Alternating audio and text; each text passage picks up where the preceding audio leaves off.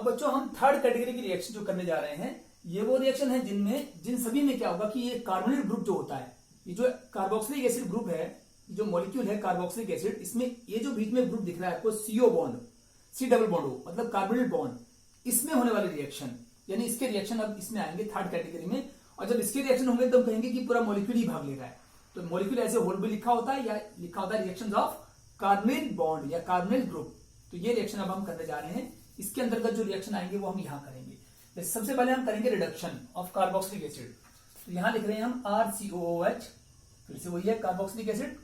और इसमें मैंने दो तरह से कर सकते हैं, lithium aluminium hydride in the presence of diborane B2H6 मतलब डाइबोरेन, और उसका करेंगे हाइड्रोलिसिस। ये सब साथ ही साथ कर रहे हैं हम। तो इस प्रकार से लिखती हैं। कई बार बुक सिर्फ इसको LiAlH4 भी लिख देते हैं अकेले, मतलब रिडक्शन कर रहे हैं। तो पूरी कंडीशन लिखा जाए तो ऐसे, और इसमें हुआ क्या, इसका रिडक्शन होगा तो अल्कोहल बनेगा, RCOOH से बनेगा RCH2OH, यानी अल्कोहल बन चुका है।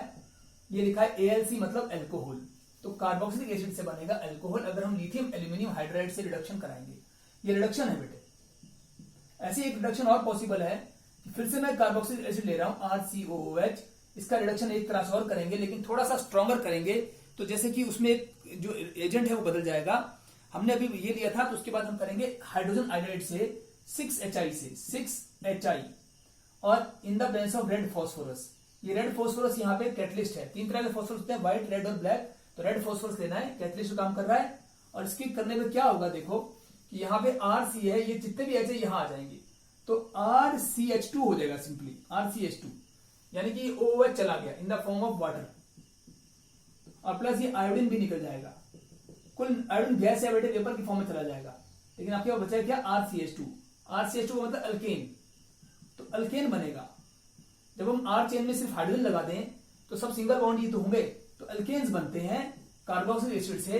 ये जो यहाँ कंडीशन लिखी है बैलेंस करना जरूरी नहीं भी होता, सिंपली हम ऐसे लिखते हैं। बस इतना लिखा मिलेगा आपको कि कार्बोक्सिलिक एसिड में अगर हम hydrogen iodide in the presence of red phosphorus डालते हैं तो अल्केन्स बनते हैं। ये 6 लगाना भी जरूरी नहीं है, इतना लिख दो तो भी काफी है। बैलेंसिंग करते रहो वैसे, लेकिन अगर नहीं भी बैलेंस करते हैं, ऑर्गेनिक केमिस्ट्री में सारा का सारा बैलेंस करना जरूरी नहीं होता है। आपको रिएक्टेंट मेन पता होना चाहिए, मेन प्रोडक्ट पता होना चाहिए, और जो रिएजेंट यूज है वो पता होना चाहिए, उसके बाद बैलेंस भी कर सकते हैं।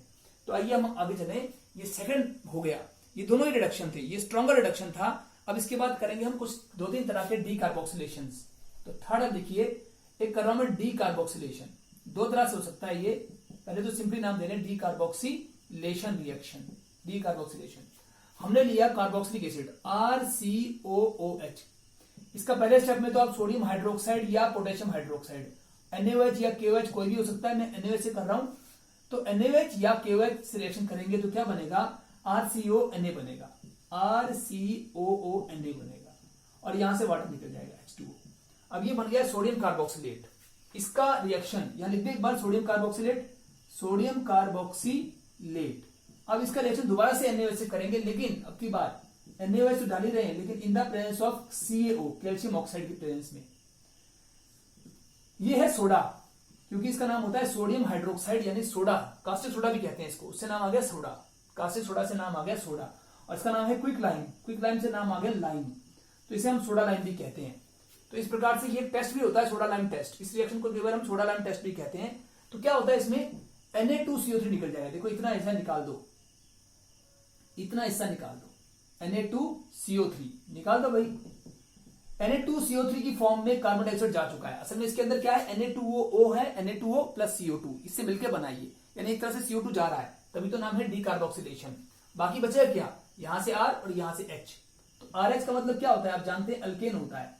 यहां से भी अल्केन्स बनते हैं, अल्केन्स बनेंगे भाई।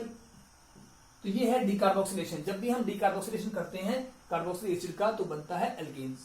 ऐसा ही एक डीकार्बोक्सिलेशन और भी है, तो इसको तो मैं A पार्ट दे रहा हूं, और मैं B पार्ट थोड़ा दूर करूंगा। B पार्ट में हम एक तरह से और डीकार्बोक्सिलेशन कर सकते हैं। वो कैसे होगा बेटे, वो होगा बीटा कीटो एसिड्स का। तो हम लिख रहे हैं decarboxylation of beta keto acids. Keto acids ये क्या भाई, एसिड्स का मतलब यहां वही कार्बोक्सिलिक एसिड्स। तो देखते हैं एक बार, ये लिखा हमने COOH, C double bond OH।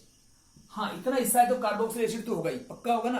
अब इसको हम पलट दे दो, क्या दिक्कत है, डबल बॉन्ड को इस तरफ कर देते हैं, डबल बॉन्ड O इधर कर दिया हमने और OH यहां कर दिया, है तो वही COOH ही है, कार्बोक्सिलिक एसिड का ही ग्रुप है। और इसमें हम क्या करने जा रहे हैं, आगे यहां पर हम कार्बन चेन लगाएंगे एक लंबी सी।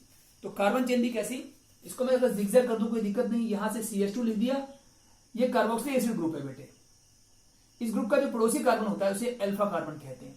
इस ग्रुप का पड़ोसी कार्बन अल्फा कार्बन कहलाता है और उसका अगला कार्बन जो होगा वो बीटा कार्बन कहलाएगा। और बीटा में क्या है, कीटोनिक ग्रुप है, ये रहा वो कीटोनिक ग्रुप। आगे कोई आर भी हो सकता है, आर का मतलब मिथाइल, इथाइल, प्रोपाइल, जो मर्जी दिल करे वो लगा दो। कुछ बुक्स यहाँ मिथाइल लिखती है, मैं बोलता हूँ मिथाइल नहीं, कुछ भी हो सकता है, मिथाइल, इथाइल, प्रोपाइल, ब्यूटाइल, कुछ भी। तो यहाँ और यहाँ कार्बन चेन है दोनों तरफ और बीच में कीटोनिक ग्रुप है। बीटा पर कीटोनिक ग्रुप है देखो, और ये एसिड है तो बीटा कीटो एसिड। कौन सा एसिड है, कार्बोक्सिलिक एसिड। क्यों, यहाँ COOH आ रहा है। अब इसको हम सिंपली हीट भी कर दें, सिंपली हीट कर दें तो हीट करने से ही इसका वाटर निकल जाएगा, सॉरी CO2 निकल जाएगा, क्योंकि नाम है डीकार्बोक्सिलेशन। CO2 चला जाएगा। अब वो CO2 जाएगा कैसे, उसकी हम एक पूरा रिएक्शन करके दिखाएंगे कैसे जाने वाला है। 2 स्टेप में जाएगा। तो पहले तो यहाँ का H जो है बेटे, मैं यहाँ पे इसको पूरा मैकेनिज्म इसका यहाँ कर लेते हैं। Mechanism RC double bond O था, यहां CH2 था, यहां पर था C डबल बॉन्ड O और यहां था OH। ये वाला H है यहाँ एंटी क्लॉकवाइज यहां जाएगा, एंटी क्लॉकवाइज चला गया। ये डबल बॉन्ड जो है ये एंटी क्लॉकवाइज ही इस तरफ आ गया और ये सिंगल बॉन्ड टूटकर यहां शिफ्ट हो जाएगा। यहाँ पाई बॉन्ड तो है नहीं, सिंगल है तो टूटता हुआ दिखा दिया। अब क्या होगा देखो, हीट करने से ऐसा हुआ है। तो पहले स्टेप में CO2 नहीं निकलेगा, तो सेकंड स्टेप में निकलेगा CO2। पहले तो इसको करके दिखाएं। R था, C था, O था, फिर यहाँ पे सब कुछ वैसे लिख रहा हूं, CH2, C double bond O था और यहाँ OH था। ऐसे ही था ना बेटे, ये था ये मॉलिक्यूल। अब इसका मैंने H कहां किया था, देखो यहां घुमा दिया था, H टूटकर यहां आ जाएगा। ये बॉन्ड टूटकर कहां दिखाया गया है, नीचे की ओर, तो यहां डबल बॉन्ड हो जाएगा। और ये बॉन्ड तो टूट ही चुका, ये तो टूट चुका, ये यहां हो जाएगा ऐसे। अब इसके यहां से टूट के 2 हिस्से हो चुके हैं, तो प्लस लिखकर इसको मैं थोड़ा दूर कर दूं। अब ये जो CO2 दिख रहा है, C और O, ये असल में यहाँ पे भी बॉन्ड पेयर है, यहाँ पे भी बॉन्ड पेयर, लोन पेयर तो है ही नहीं, केवल बॉन्ड पेयर रिपल्शन होगा तो खुल जाएगा। इसको ऐसे दिखा देंगे CO2, ये खुलकर सीधा हो जाएगा, मतलब लीनियर बन जाएगा। इसको हम लिख देंगे CO2 है ही तो ये हमारा हम दिखा रहे हैं कि CO2 निकल गया। ये सब एक ही स्टेप में हुआ है देखा जाए तो इसको हम ऐसे लिख देंगे कि ये बन जाएगा कि RCOH और यहां पर CH2 था प्लस CO2। इसका मैकेनिज्म हमने यहां दिखा दिया, लगभग सेम जैसा ही है बस। तो यहां पे CO2 निकल जाएगा यहां से। ये है आपका, ये क्या चीज है बेटे, इनॉल बन रहा है। देखो यहां बन रहा है इनॉल, लेकिन ये इनॉल जो बनेगा, ये CO2 तो यहां हटा दिया हमने, CO2 यहां लिख दिया। इनॉल बनेगा तो उसमें टोटोमेरिज्म भी होगा, यहां पे इसका एक आइसोमेरिज्म होगा, टोटोमेराइज कर जाएगा, टोटोमेराइज। इसका दूसरा आइसोमर हम यहां दिखाएंगे। तो कैसे बनेगा देखो, असल में ये एरो जो होता है रेजोनेंस के लिए होता है, तो हम यहां पर इसको ऐसे कर रहे हैं कि ये टोटोमेराइज कर जाएगा, ये उसमें कन्वर्ट हो जाएगा। कैसे, डबल बॉन्ड है तो इन है और OH है तो ऑल भी है।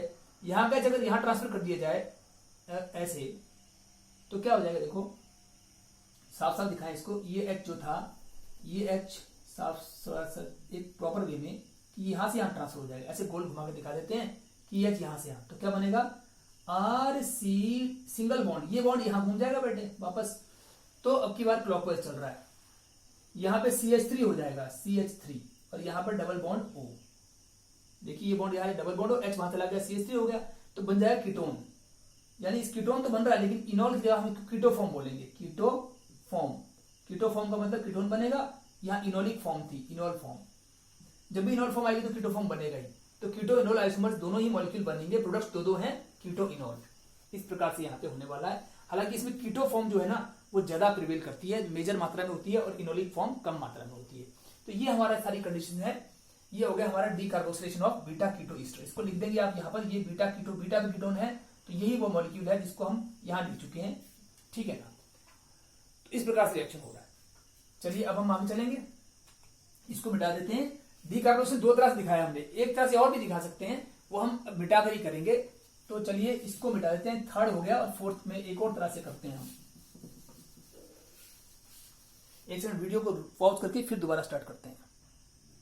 तो देखिए अब एक तरह से और करने जा रहे हैं डीकार्बोक्सिलेशन, कि अगर मैं कैटालिटिक कर रहे हैं, catalytic in the presence of, इसको कहेंगे कैटालिटिक डीकार्बोक्सिलेशन। तो RCOOH क्या है, कार्बोक्सिलिक एसिड है। इसमें अगर मैं MnO2 डाल दूं और 573 केल्विन टेम्परेचर ले लेता हूं, तो यहां पर मैग्नीज डाइऑक्साइड और 573 केल्विन टेम्परेचर में क्या होगा, इसमें से यहां से 2 मॉलिक्यूल लेंगे, CO2 निकल जाएगा। कहने का मतलब कि इसमें से वाटर भी निकाल देंगे, यहां से CO2 और H2O निकालेंगे, माइनस CO2 माइनस H2O, तो बनेगा क्या, इसमें बनेगा, इसमें हम एक कार्बन शेयर बढ़ा रहे हैं, RCH2 ऐसे लिख के कर रहे हैं, तो इसमें से यहां CO2 चला गया और H2O भी निकल जाएगा, तो बनेगा क्या, RCHO बनेगा। RCHO अल्डिहाइड या कीटोन, अल्डिहाइड या कीटोन, R2CO। अब इसको कैसे करें, एक बार रुकिए, ऐसे मत करो, बैलेंस ऐसे नहीं होगा। बैलेंस तो ये होगा कि इसके 2 मॉलिक्यूल ले लिए, RCOH, ये ज्यादा सही है, हाँ 2 मोल लेके ही बैलेंस होगा। यहां से H2O निकाल दो और एक CO2 भी निकाल दो, ये H2O निकाल दिया, यहां से CO2 निकाल दिया, देखो तो बचा क्या, RRCO, इसको लिख रहा हूं मैं RR-CO। अगर मैं इन दोनों R का मतलब, ये जो R और R' लिखे हैं, दोनों R मतलब सेम लो या डिफरेंट लो, ये दोनों R जो है, अगर मैं R का मतलब हाइड्रोजन लेता हूं तो ये एल्डिहाइड बनेंगे, और R का मतलब अगर अल्काइल ग्रुप लेता हूं, मिथाइल इथाइल कुछ भी, तो कीटोन भी बन सकता है। इसका मतलब इस रिएक्शन से अल्डिहाइड्स और कीटोन्स दोनों बन सकते हैं। ये रिएक्शन हम पहले भी कर चुके हैं, थोड़ा बैलेंस कर रहे थे। तो ये भी आपका एक तरह से CO2 निकल रहा है, तो डीकार्बोक्सिलेशन हो रहा है, लेकिन in the presence of MnO2 की प्रेजेंस में हो रहा है। एक पांचवा और है कि उसको बोलेंगे डिकम्पोजिशन, उसमें भी होगा तो डीकार्बोक्सिलेशन ही, लेकिन उसको हम डिकम्पोजिशन कहते हैं। डिकम्पोजिशन कैसे, उसमें हम लेंगे calcium salt of carboxylic acid, देखो RCOOH था, यहां पर भी RCOOH था, H प्लस चला गया और कैल्शियम आ गया 2 प्लस, तो ये बन गया calcium salt of carboxylic acid, यानी कैल्शियम कार्बोक्सिलेट भी कह सकते हैं। ये दिया जा रहा है कैल्शियम कार्बोक्सिलेट, और इसको अगर हम हीट करेंगे तो वाटर मॉलिक्यूल निकलने वाला है यहां से, तो इसको हम सिंपली हीट करेंगे और कुछ नहीं, कोई कंडीशन नहीं, सीधा ही हीट करिए। CaCO3 निकाल दीजिए, इतना हिस्सा निकाल दो, CaCO3 माइनस CaCO3। CaCO3 के अंदर 2 मॉलिक्यूल होते हैं, CaO और CO2, एक तरह से CO2 फिर जा रहा है, लेकिन इसे हम डिकम्पोज इसलिए कह रहे हैं क्योंकि मॉलिक्यूल टूट रहा है, मॉलिक्यूल एक ही था ये। कई बार इसको यहाँ प्लस माइनस ना दिखाते हैं, यहाँ बॉन्ड दिखाते हैं ऐसे, तो पूरा मॉलिक्यूल एक ही है ये। और इसमें बचा क्या है, RRCO, तो लिखता हूं RRCO। इसमें फिर से वही है कि इससे एल्डिहाइड कीटोन दोनों बन सकता है। ऊपर देखिए सेम उसी कंडीशन से, अगर R का मतलब हाइड्रोजन होगा तो एल्डिहाइड बनेगा, R का मतलब एल्काइल होगा तो कीटोन, तो एल्डिहाइड कीटोन दोनों बन सकते हैं। ये रिएक्शन भी हम पहले कर चुके हैं। इसके बाद एक छठा रिएक्शन और आता है जिसका नाम है कोल्बेज इलेक्ट्रोलाइटिक डीकार्बोक्सिलेशन या रिडक्शन। उसको मैं नए सिरे से करना चाहता हूं क्योंकि वो लंबा है, उसके 3 स्टेप्स हैं, तो उसको हम एक बार अगले वीडियो में करते हैं।